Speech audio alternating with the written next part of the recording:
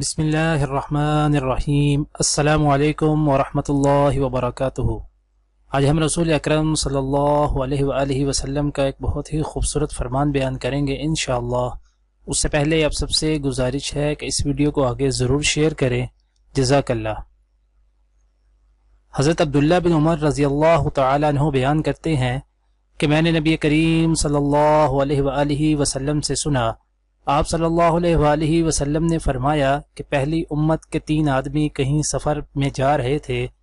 رات ہونے پر رات گزارنے کے لیے انہوں نے ایک پہاڑ کی غار میں پناہ لی اور اس میں اندر داخل ہو گئے۔ اتنے میں پہاڑ سے ایک چٹان لڑکی اور اس نے غار کا منہ بند کر دیا۔ سب نے کہا کہ اب اس غار سے تمہیں کوئی چیز نکالنے والی نہیں سوا اس کے کہ تم سب اپنے سب سے زیادہ اچھے عمل کو یاد کر کے اللہ تعالی سے دعا کرو۔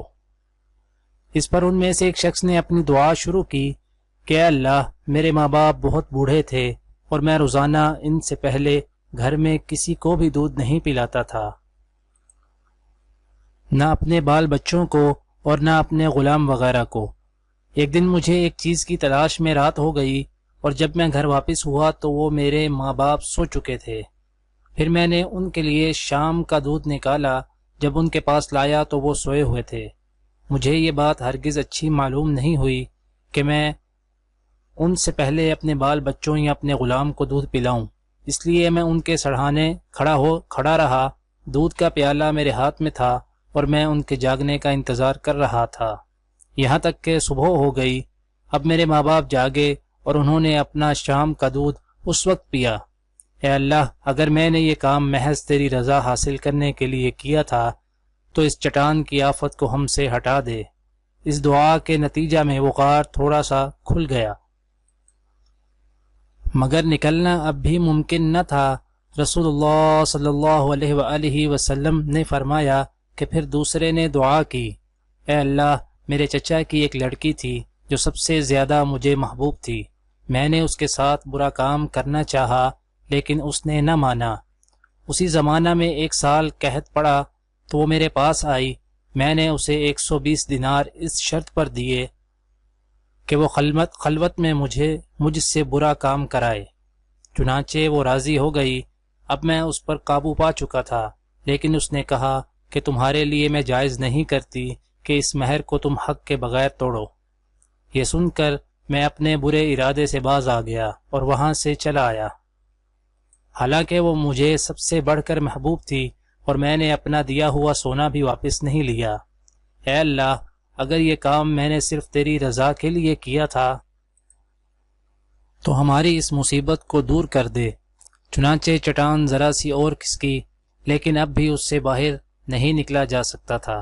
نبی کریم صلی اللہ علیہ وآلہ وسلم نے فرمایا، اور تیسرے شخص نے دعا کی، اے اللہ، میں نے چند مزدور کیے تھے، پھر سب کو ان کی مزدوری پوری دے دی، مگر ایک مزدور ایسا نکلا کہ وہ اپنی مزدوری ہی چھوڑ گیا۔ میں نے اس کی مزدوری کو کاروبار میں لگا دیا اور بہت کچھ نفع حاصل ہو گیا۔ پھر کچھ دنوں کے بعد وہی مزدور میرے پاس آیا اور کہنے لگا، اللہ کے بندے، مجھے میری مزدوری دے دے۔